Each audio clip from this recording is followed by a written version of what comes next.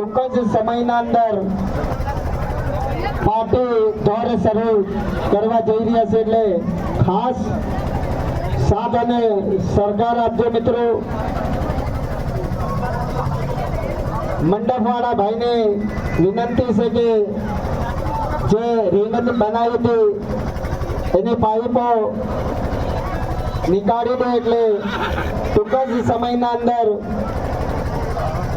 રેવાલ ચાલ શરૂ થઈ જવા જઈ રહેશે, એટલે મહેરબાની કરીને મંડપવાળા ભાઈને વિનંતી છે.